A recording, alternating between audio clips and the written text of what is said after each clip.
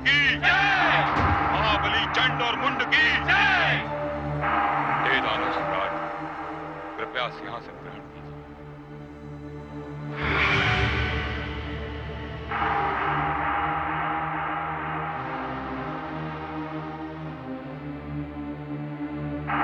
हे दानव वीरों, आपका साहस, आपका कौशल, आपकी वीरता और आपकी दृढ़ इच्छा शक्ति ने बार बार देवताओं को पराजित किया है, किंतु ये शब्द बार बार क्यों? आपने कभी इस पर ध्यान दिया कि हर बार कोई दिव्य शक्ति दानवों को पराजित कर फिर पातालोक भेज देती है? दानव सम्राट हिरण्यकशिपु के पास क्या नहीं था, किंतु इतने शक्तिशाली सम्राट को भी विष्णु के हाथों मरना पड़ा। दानवेंद्र तारकासुर के पास क्या नहीं था, शक्ति, बुद्धि, किंतु उसे भी ब्रह्मा के वर के कारण एक 7 मास के नन्हे बालक ने मार दिया। आज दानव महिषासुर के बल की तो कोई सीमा ही नहीं थी, किंतु वह भी एक स्त्री के हाथों पराजित हो गया। हे दानव वीरों, हमने 3 बार देवताओं को पराजय दी, इंद्रलोक पर अधिकार किया, किंतु तीनों ही बार किसी न किसी कारण से हम देवताओं से पराजित हो गए। अब पुनः एक बार दानव सम्राट शुंभ ने इंद्रलोक पर अधिकार किया है। मैं चाहता हूं इस समय सारी दानव शक्तियां एक साथ मिल जाएं और हमारी ओर से देवताओं को कोई अवसर ही न दिया जाए। अब मैं आपके साथ हूं। ध्यान रहे, आपके सम्राट को ब्रह्मा ने वरदान दिया है, कोई भी ऐसी इच्छा जिसकी पूर्ति संभव न हो, यदि ऐसी इच्छा दानव सम्राट शुंभ ने की तो वो इनकी मृत्यु का कारण बन सकती है। तो अब आपका, हम सबका ये कर्तव्य है कि हम अपने सम्राट को ऐसी स्थिति से बचाएं। हे ब्रह्मा, इस बार मैं किसी को कोई अवसर नहीं दूंगा। शुंभ और निशुंभ दोनों आपके वरदान के इस बंधन से दूर रहेंगे। गुरुवर शुक्राचार्य की जय, गुरुवर शुक्राचार्य की जय, गुरुवर शुक्राचार्य की जय। चंडमुंड, आज्ञा गुरुदेव। नगर में घटने वाली छोटी सी छोटी घटना की सूचना तुम मुझे दोगे। जो आज्ञा गुरुदेव। और मैं सारे सभासदों से भी यही बात कहना चाहता हूं कि राज्य में घटने वाली प्रत्येक घटना की सूचना मेरे पश्चात महाराज शुंभ को दी जाए। हे दानव सम्राट, क्या आप मेरे इस विचार से सहमत हैं?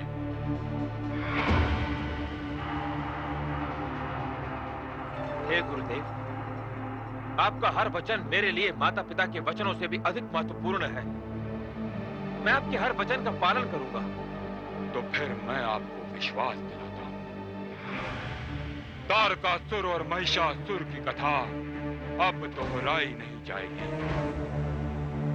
गुरुदेव, आज आपका आगमन बड़ा ही शुभ हुआ है। दानव साम्राज्य के लिए हमें एक महामंत्री का चुनाव करना है। दानव सभा ने धूम्रलोचन नाम के एक वीर को भेजा है। अभी उसका शक्ति परीक्षण होने वाला है। यदि आप उसे अपना आशीर्वाद दें तो हम उसे दानव साम्राज्य का महामंत्री नियुक्त कर देंगे। अवश्य। गुरुदेव, भ्राताश्री,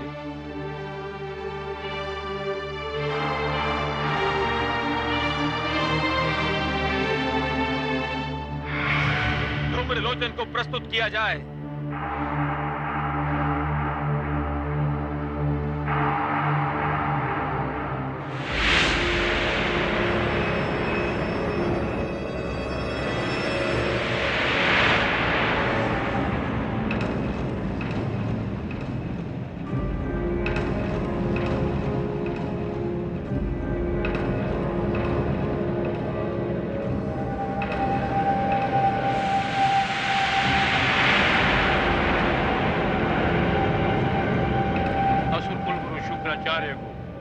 धूम्रलोचन का प्रणाम।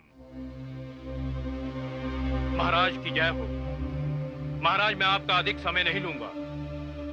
जो आपकी सेना में सबसे शक्तिशाली हों, जिनको अपनी भुजाओं की शक्ति पर विश्वास हो, उनमें से 16 मेरी बाईं ओर आने दीजिए और 16 मेरी दाईं ओर। फिर मैं अपने गले में एक रस्सी का फंदा डालूंगा, जिसका एक छोर बाईं ओर होगा और दूसरा छोर दाईं ओर। महाराज, फिर आपके ये दानव पूरी शक्ति से उस रस्सी को दोनों ओर से खींचेंगे और ये स्थिति तब तक बनी रहेगी महाराज, जब तक आप मुझे उनको हटाने के लिए नहीं कहेंगे।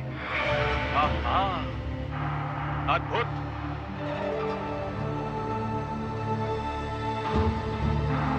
गुरुदेव। आज्ञा है वत्स।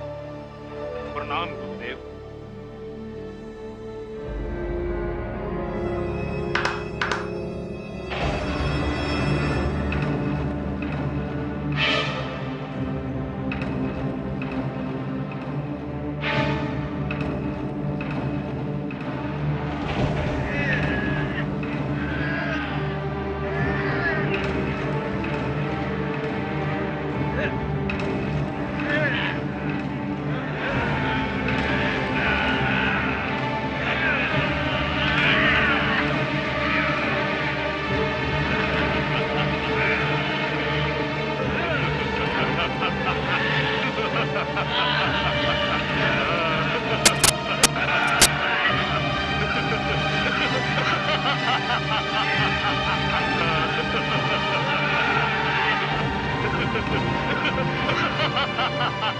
बस करो, अब धूम्रलोचन की बारी है।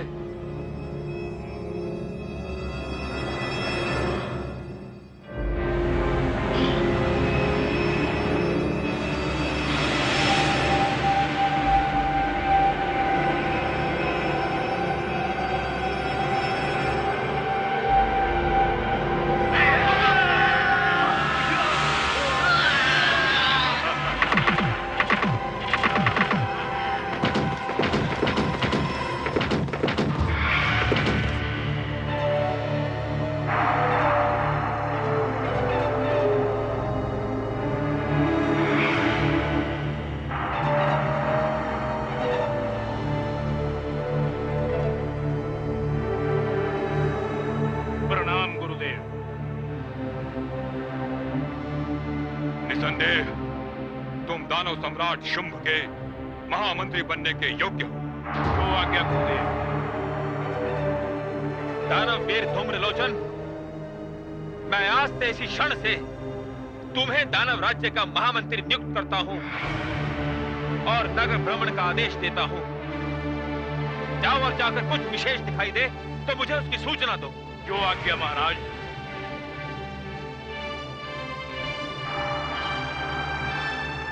अब मैं आश्रम की ओर जा रहा हूं। मेरे आश्रम के द्वार हर दानव के लिए सदैव खुले हैं।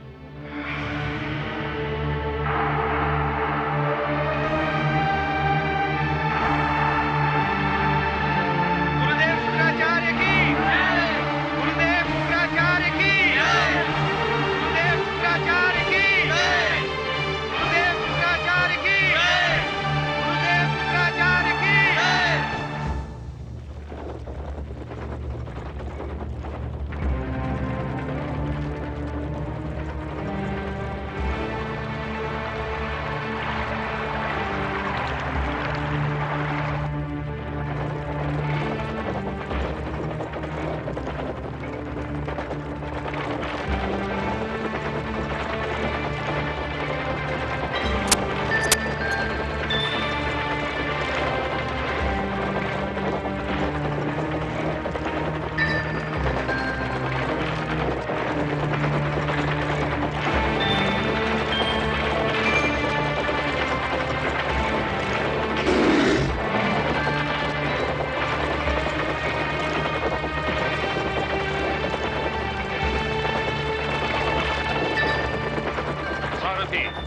रथ रोको।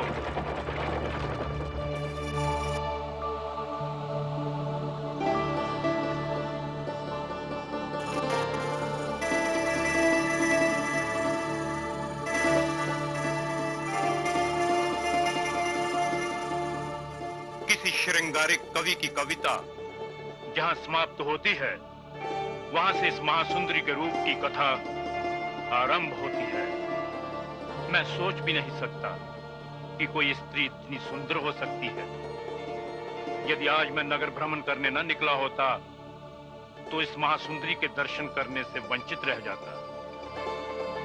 चलो चलकर अपने महाराज के समक्ष इसके रूप की प्रशंसा करता हूं, क्योंकि ऐसे सौंदर्य के अधिकारी तो केवल हमारे महाराज शुंभ असुरकुल नंदन ही हो सकते हैं। किंतु महामंत्री जी, असुर सम्राट को सूचना देने से पहले गुरुदेव शुक्राचार्य को इसकी सूचना देनी चाहिए। यह उनका आदेश है कि इस नगर में कोई भी नया प्राणी आए तो उसकी सूचना उन्हें सबसे पहले मिलनी चाहिए। क्यों? इसकी क्या आवश्यकता है? आवश्यकता है महामंत्री जी। असुर कुल गुरु को देवताओं के छल का कोई संदेह होता है, इसलिए हम सबने उन्हें वचन दिया है कि इस नगर में घटने वाली किसी भी घटना का वर्णन हम सबसे पहले गुरुदेव शुक्राचार्य के समक्ष करेंगे। तो ठीक है, मुझे कोई आपत्ति नहीं। सबसे पहले गुरुदेव के आश्रम चलते हैं। सारथी, रथ घुमाओ।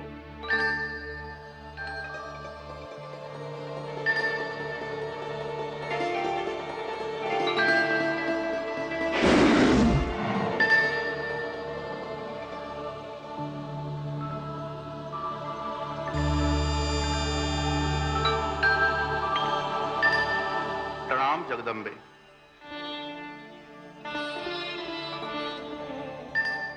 आइए देवगुरु। हे जगदम्बे, आपको कोटिशा धन्यवाद। देवगुरु, धन्यवाद का कारण? आपने जब देवताओं को मेरा स्मरण करवाया तब वे मेरे पास आए। इसमें धन्यवाद की क्या आवश्यकता थी? हे देवगुरु, मैंने तो उन्हें उनका कर्तव्य स्मरण करवाया। वे आपके पास आए, इसीलिए उनकी रक्षा हो जाएगी। और इस समय आपके मेरे पास आने का कारण भी तो यही है। महामंत्री धूम्रलोचन ने मुझे देखा और अब वो असुर सम्राट शुंभ को मेरी सुंदरता के बारे में बताना चाहता है, किंतु असुर सम्राट को सूचना देने से पहले वो असुर गुरु शुक्राचार्य के पास जा रहा है। वो यदि वहां पहुंच गया। नहीं जगदम्बे, वो वहां नहीं पहुंचेगा। आपकी इच्छा के विरुद्ध इस संसार में कुछ भी नहीं हो सकता। मुझे आज्ञा दीजिए।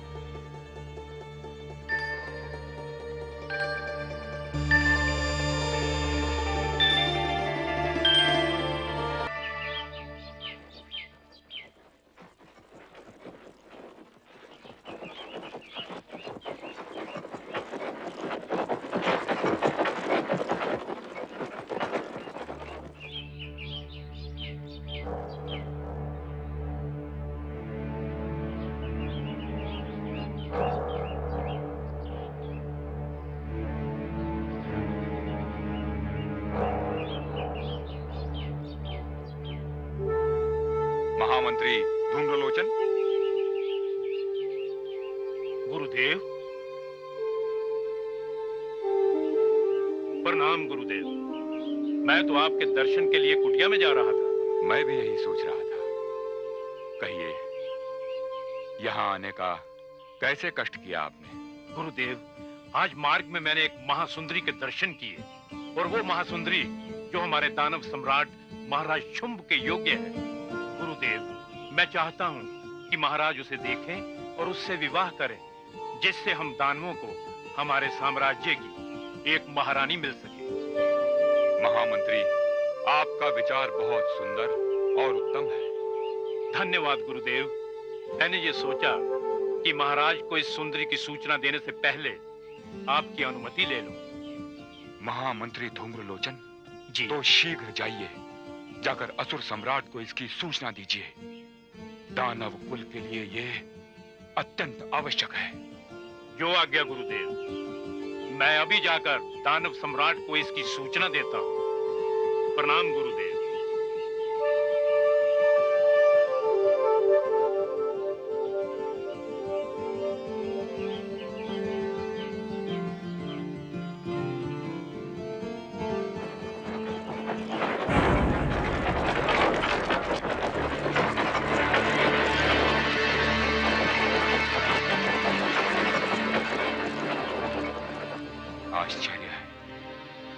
किसी रथ के आने की ध्वनि सुनी। कोई मुझसे मिलने आया, बिना मिले ही चला गया। कदाचित मेरे विश्राम में बाधा नहीं डालना चाहता था।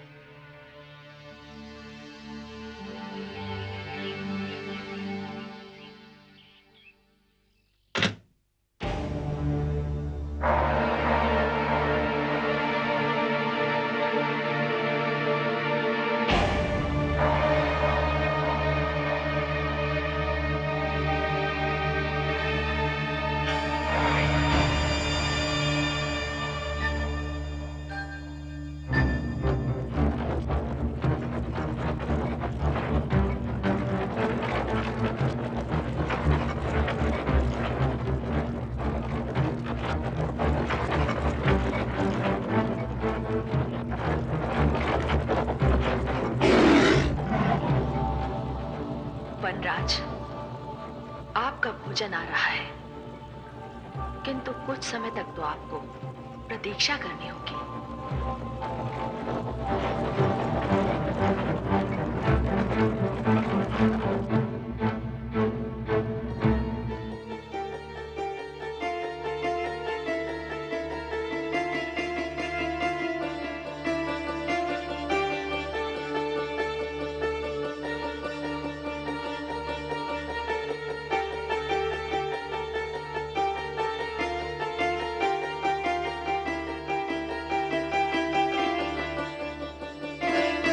महाराज, यही है वो सुंदरी।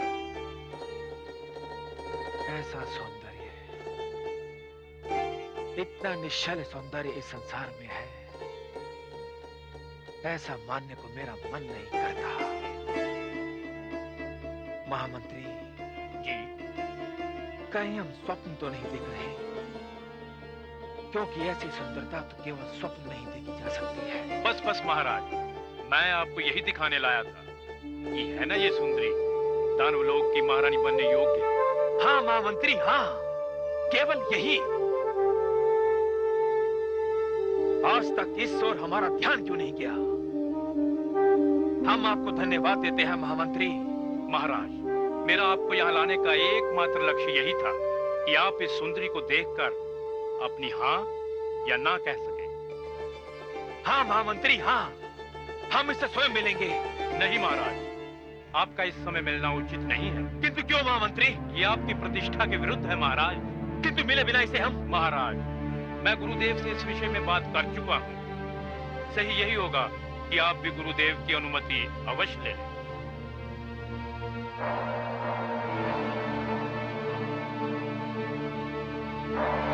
आपने सत्य कहा महामंत्री। मैं भी गुरुदेव को वचन देकर आया हूं कि मैं उनकी अनुमति के बिना कुछ भी नहीं करूंगा। और विवाह तो जीवन का एक महत्वपूर्ण अंग है। चलिए महामंत्री जी, हम अपने हृदय पर पाषाण रखकर और इस सुंदरी को अपने नैनों में बसाकर जा रहे हैं। ध्यान रखिए, आप इसे अपनी दृष्टि से ओझल ना होने देना। आप इससे मिलिए और मेरे विषय में इतनी मीठी मीठी बातें कीजिए जिसे यह सुनकर मुझ पर मोहित हो जाए।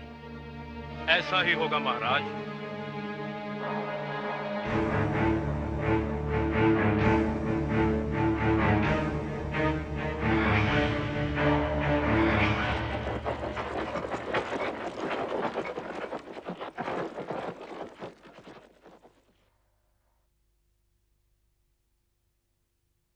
देवी को धूम्रलोचन का नमस्कार। धूम्रलोचन? मैं असुर सम्राट महाराज शुंभ का महामंत्री हूँ और इस समय उनका दूत बनकर यहाँ आया। इस राज्य में मैं वो पहला दानव हूँ जिसने आपको पहली बार देखा और आपके सुंदर रूप का वर्णन अपने महाराज के समक्ष जाकर मैंने कुछ ऐसा किया कि उनके मन में आपको देखने की इच्छा जागृत हो गई और यहाँ आकर उन्होंने आपके दर्शन किए। वो आपसे मिलने की इच्छा मन में लिए वापस चले गए। ये तो अच्छा ही हुआ महामंत्री धूम्रलोचन कि वो मेरे सामने आए बिना ही लौट गए।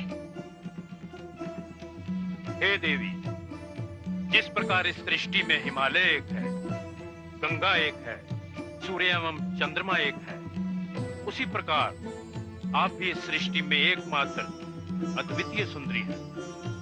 एक बात और, इस सृष्टि में महावीर भी एक है, और वो है मेरे आश्रयदाता दानव कुल श्रेष्ठ महाराज शुंभ। एक बात और देवी, इस समय कुबेर की सारी संपत्ति दानव सम्राट महाराज शुंभ के अधिकार में है। अच्छा? हाँ देवी, देवराज इंद्र का सारा वैभव हमारे सम्राट के चरणों में है। अच्छा? हे देवी, इस समय संसार की कौन सी ऐसी श्रेष्ठ वस्तु है जो हमारे सम्राट के पास नहीं? अच्छा? हाँ देवी, इसलिए मेरे द्वारा उन्होंने आप तक ये संदेश भिजवाया है कि आप राजभवन चलकर राजकीय अतिथि बने और महाराज शुंभ से विवाह करके दानव कुल की महारानी कहलाएं। दानव कुल की महारानी? हे देवी, मैंने कोई हास्यास्पद बात कही है जो आपको हंसी आ रही है?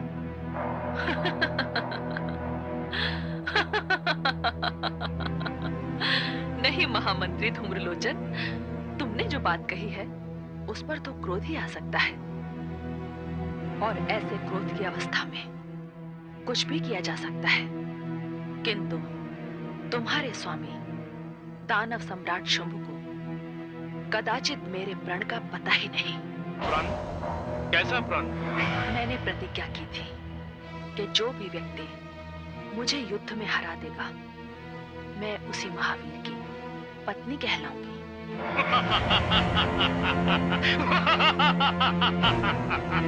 दीपक के हाथों जल जाने वाला पतंगा सूर्य से हाथ मिलाना चाहता है।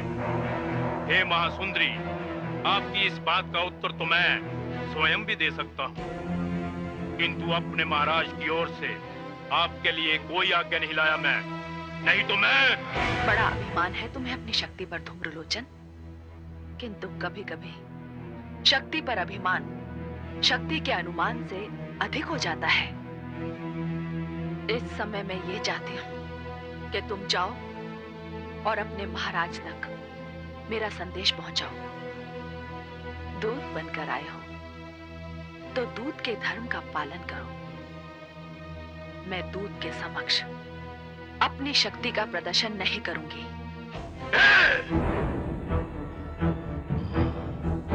इस समय मैं विवश हूँ।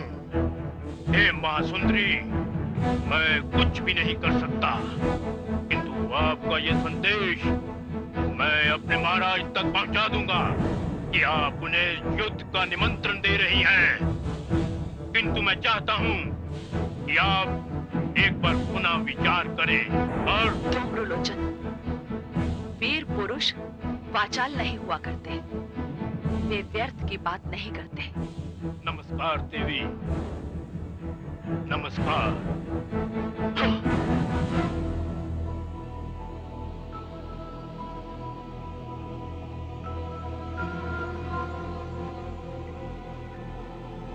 आएगा तेरा स्वामी शुंभ भी यहाँ आएगा, और वो यहाँ आएगा तो मेरे हाथों से बचकर नहीं जाएगा।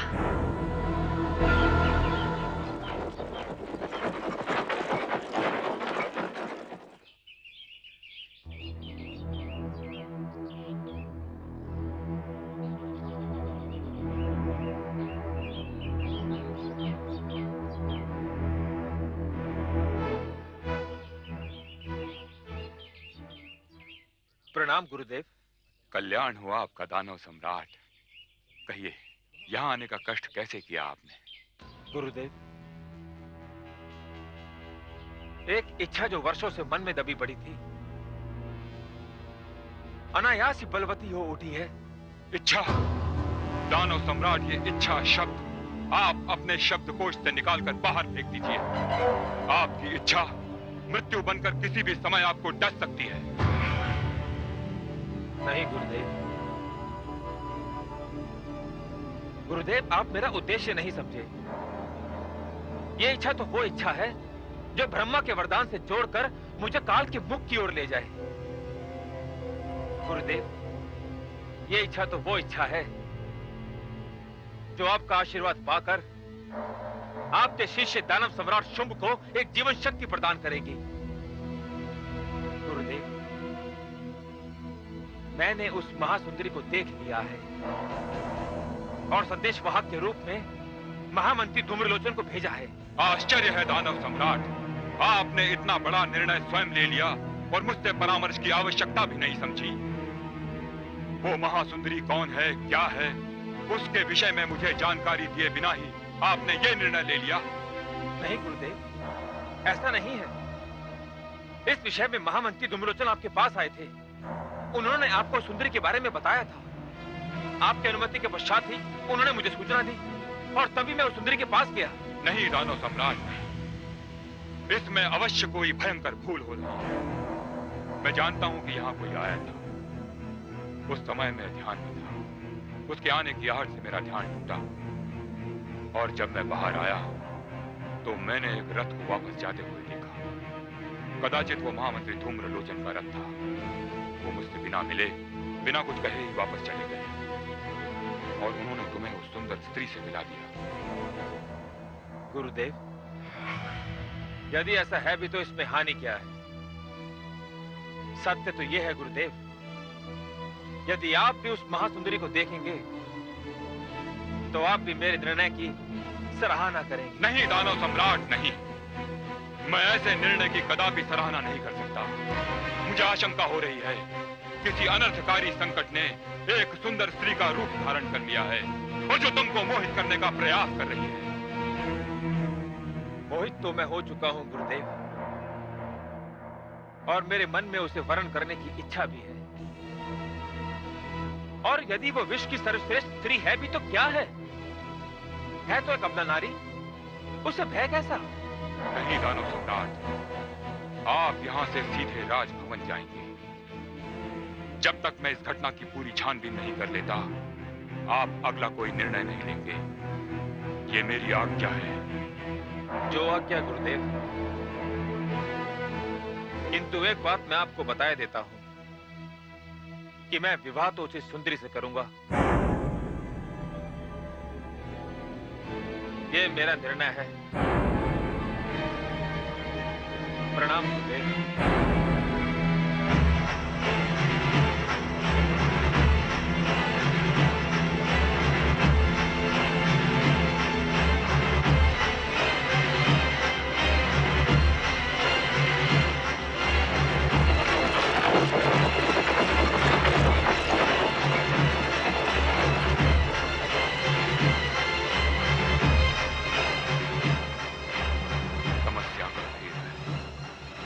जानना ही पड़ेगा ये षड्यंत्र किसका है और इसमें कौन किसकी भूमिका निभा रहा है।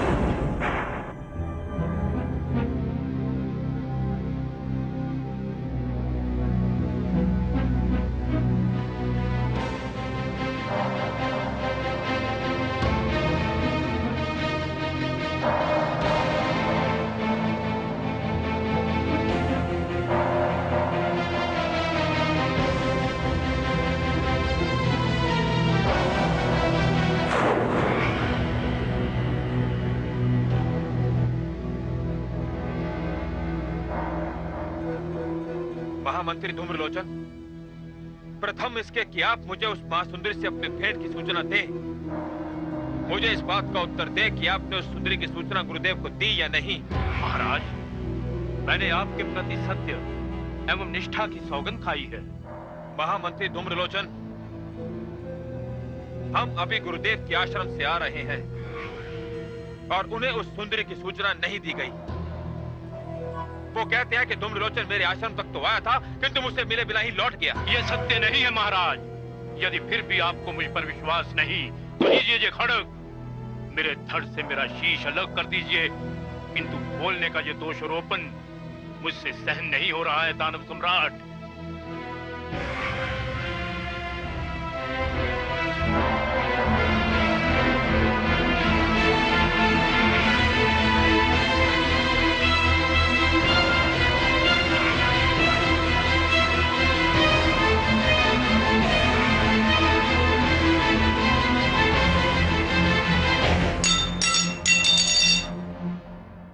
महामंत्री, मैं सत्य को भली भांति तुम्हारी आंखों में देख रहा हूं, पढ़ रहा हूं, किंतु गुरुदेव की बातों का अर्थ मेरी समझ में नहीं आ रहा है। इसका अर्थ मैं आपको समझाता हूं। गुरुदेव, आप दानव सम्राट, आप अभी अभी मेरे आश्रम से चलकर आ रहे हैं। हाँ गुरुदेव। और मेरे उस आदेश से सोच में पड़ गए हैं, जिससे यह सिद्ध होता है कि मैं उस महासुंदरी से आपका विवाह नहीं होने देना चाहता। गुरुदेव, पहले आप मेरी समस्या का निवारण करें। आप महाराज को बताइए कि मैं आपके पास उस रूप सुंदरी की सूचना देने आया था या नहीं। आप आए थे महामंत्री धूम्रलोचन, अवश्य आए। दानव सम्राट, मैं इस समस्या का समाधान अभी किए देता हूं। अभी आप जिस आश्रम पर गए थे वो मेरा आश्रम नहीं था। गुरुदेव? हाँ दानव सम्राट, वो मेरा आश्रम नहीं था, देवताओं की माया द्वारा रचा हुआ आश्रम था। और जिस शुक्राचार्य से आप वहां मिले थे वो शुक्राचार्य मैं नहीं, वो शुक्राचार्य देवताओं के गुरु बृहस्पति थे। क्या? हाँ महामंत्री धूम्रलोचन। धूम्रलोचन, उस सुंदर स्त्री ने तुम्हारे संदेश का क्या उत्तर दिया? गुरुदेव, उस सुंदरी ने कहा है कि वो विवाह करने से विवश है, क्योंकि उसने ये प्रतिज्ञा कर रखी है कि जो व्यक्ति उसे युद्ध में पराजित करेगा वो उसी से विवाह करेगी। गुरुदेव, एक अबला मुझसे युद्ध करना चाहती है। हे दानव सम्राट, वो स्त्री आपके सर्वथा योग्य है। ऐसी स्त्री को प्राप्त करने के लिए यदि आपको उससे युद्ध भी करना पड़े तो आप पीछे मत हटिएगा। नहीं गुरुदेव, इस साधारण से कार्य के लिए दानव सम्राट को कष्ट उठाने की कोई आवश्यकता नहीं। वो अबला तो मेरी एक दानवी गर्ज से ही आत्मसमर्पण कर देगी। आहा, आनंद आ रहा है, सचमुच आनंद आ रहा है। ये हुई ना बात, गुरुदेव, मैंने इच्छा कर ली है उस सुंदरी को अपनी पत्नी बनाने की। अपने हृदय में मैंने इच्छा कर ली है। आहा, आनंद आ रहा है, सचमुच आनंद आ रहा है। ये हुई ना बात, गुरुदेव, मैंने इच्छा कर ली है उस सुंदरी को अपनी पत्नी बनाने की। अपने हृदय में मैंने इच्छा कर ली है। बस मेरा कार्य संपन्न हुआ। ध्यान रहे राजन, मैं कुछ दिनों के लिए तपस्या करने गंधमादन पर्वत पर जा रहा हूं और जाने से पूर्व आपसे एक वचन चाहता हूं कि मेरे वापस आने तक आप उस महासुंदरी को पराजित कर उसे अपनी महारानी बना लेंगे। मैं आपको वचन देता हूं गुरुदेव। किंतु एक बात का और ध्यान रहे राजन, अब उस सुंदरी और आपके बीच व्यवधान उत्पन्न करने के लिए जो भी शुक्राचार्य आएगा वो मायावी और छलिया होगा। आप उसे यहां से अपमानित करके निकाल देना, उसकी एक न सुनना। जैसी आपकी आज्ञा गुरुदेव। मैं आपके समक्ष महामंत्री धूम्रलोचन को उस सुंदरी को पराजित करने के सारे अधिकार देकर भेज रहा हूं। जो आज्ञा महाराज। मैं अभी प्रस्थान करता हूं और उस पराजित स्त्री को लेकर वापस आता हूं। आपका अभियान सफल हो। प्रणाम महाराज। प्रणाम गुरुदेव।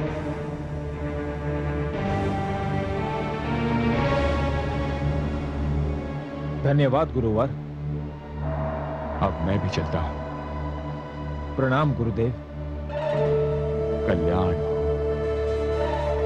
कल्याण हो राजन।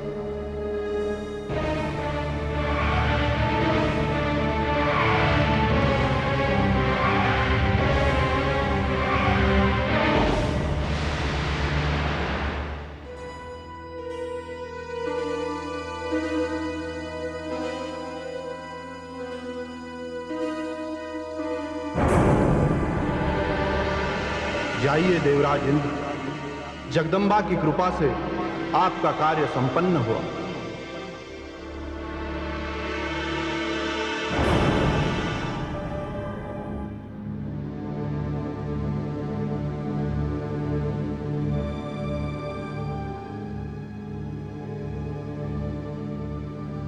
छल और करूर। आज्ञा महामंत्री जी। गंधमादन पर्वत पर एक सुंदर स्त्री बैठी है। तुम दोनों वीर एक सेना की टुकड़ी लेकर जाओ और उसे बलपूर्वक यहाँ ले आओ। महामंत्री जी, एक अबला पर कैसा बल प्रयोग? यदि आपकी आज्ञा हो तो मैं अकेला ही उसे यहाँ ले आऊं। नहीं, वो स्त्री सिंहवाहिनी है, अस्त्र शस्त्र से सुसज्जित है, इसलिए जो कहा है वही करो। यह आश्चर्य है महामंत्री जी, एक स्त्री सिंह पर बैठी है और उसके पास शस्त्र भी है। ये कहीं कोई स्वांग रचाने वाला बहरूपिया तो नहीं? मूर्ख, जो कहा गया है वही करो। वो स्त्री यदि सम्मान पूर्वक तुम्हारे कहने पर यहाँ आ गई तो वो दानव लोक की महारानी बन जाएगी। महामंत्री जी, ये कैसा आदेश है? हम अपनी होने वाली महारानी को युद्ध की चुनौती देने जा रहे हैं। वीर कुरूर, उस ससुर का विवाह हो ही नहीं सकता जिसमें युद्ध न हो। उस स्त्री ने प्रतिज्ञा कर रखी है कि जो व्यक्ति उसे युद्ध में पराजित करेगा वही उसका पति होगा। इसलिए तुम दोनों महाराज शुंभ की सेना के रूप में वहां जाओ और उसे पराजित करके यहाँ ले आओ। महामंत्री जी, ये बात अब मेरी समझ में आ गई। हम अभी प्रस्थान करते हैं। प्रणाम महामंत्री जी। चलो।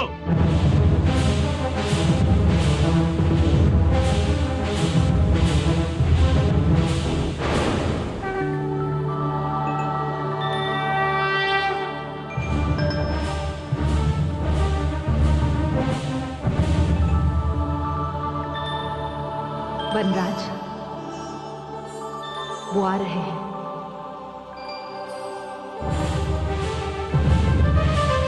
किंतु वनराज, ये क्या?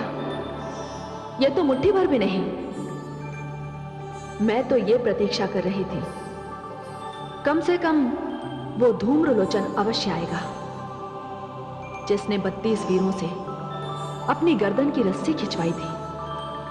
किंतु लगता है वो तो पैरों में महावर रचाकर बैठ गया।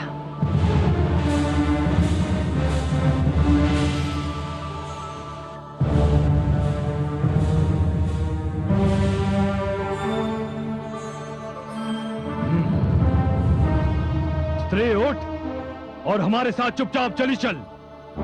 अरे काल के ग्रास, लगता है तुम्हारा महामंत्री धूम्रलोचन तुमसे किसी बात पर रुष्ट है, इसलिए तुम्हें दंड देने के लिए यहाँ मृत्यु के मुख में मेरे पास भेज दिया है। व्यर्थ की बातें ना कर स्त्री।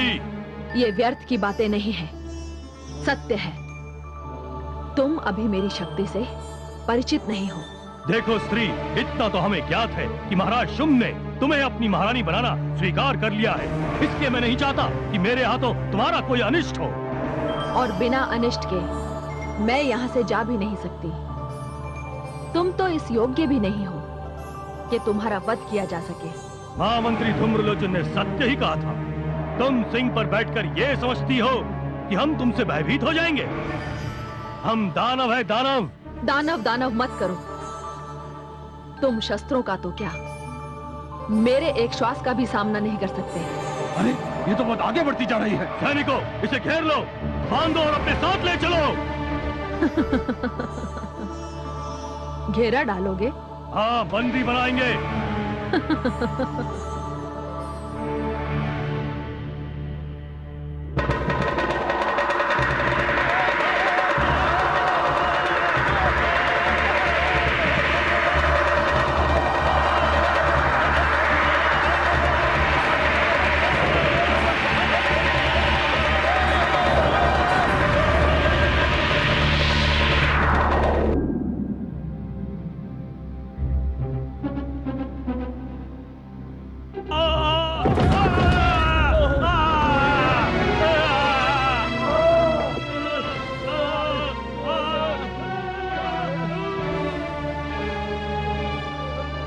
ये क्या?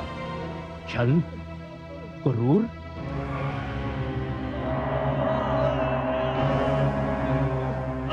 ये क्या छल और क्रूर? क्या इसी रूप में मैंने तुम्हें उस सुंदरी को लाने को कहा था? ऐसा लग रहा है जैसे किसी ने हवा की गठरी में बांधकर तुम्हें फेंक दिया हो। यही हुआ है श्रीमान, हमारा दुर्भाग्य। हम उस स्त्री को वश में क्या कर पाते, उससे दो दो हाथ क्या करते।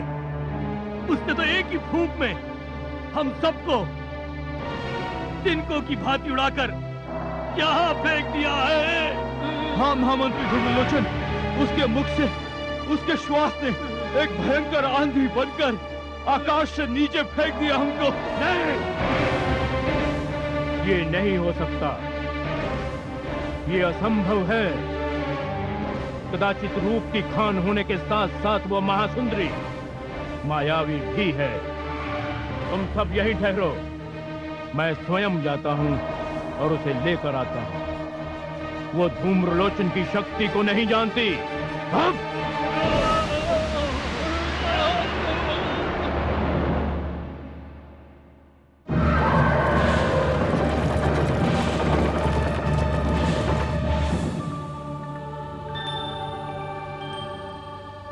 वनराज,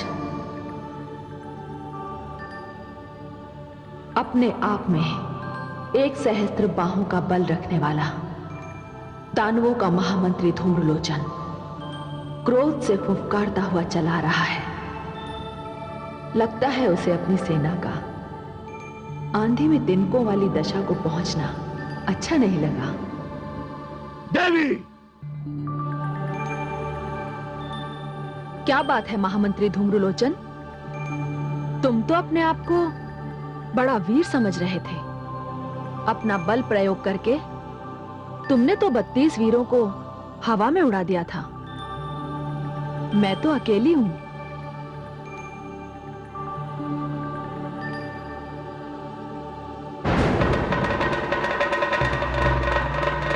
लो ये रस्सी, इसका फंदा बनाकर मेरे गले में डाल दो और मुझे खींचते हुए ले चलो अपने स्वामी के पास।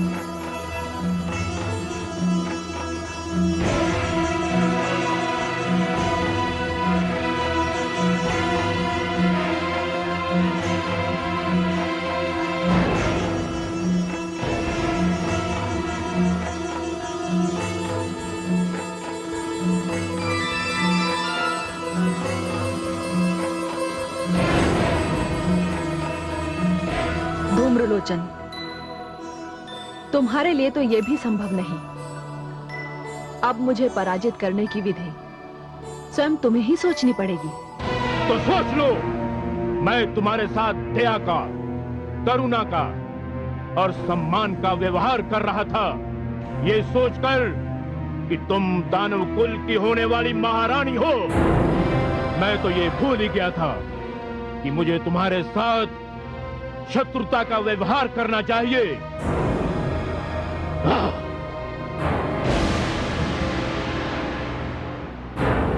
हे मायावी स्त्री, रोक सकती है तो रोक ले मेरे इस खड़ग के प्रहार को।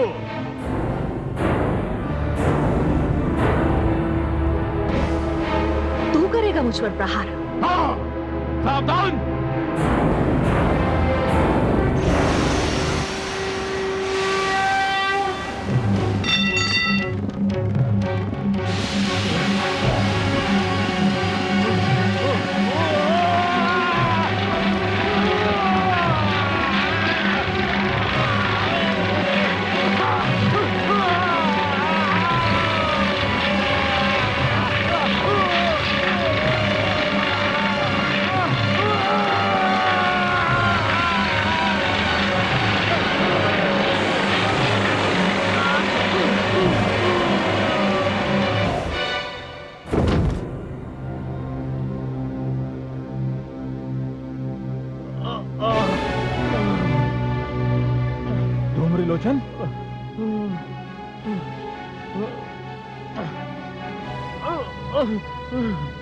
धूम्रलोचन, ये क्या हो गया तुम्हें? किसने की तुम्हारी ये दशा?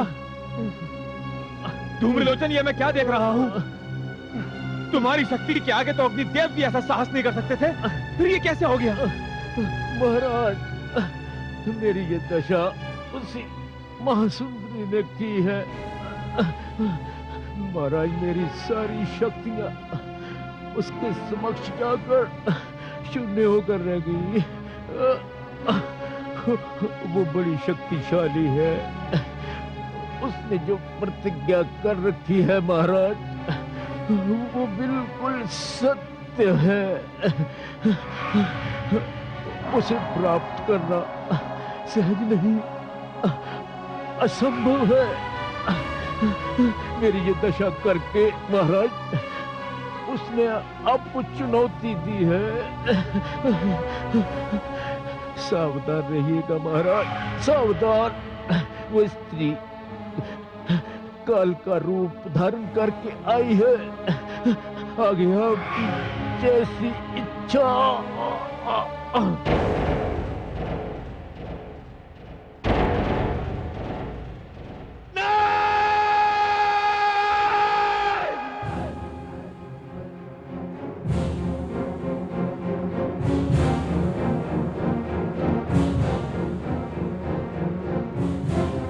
उस स्त्री को तो मैं प्राप्त करके रहूंगा।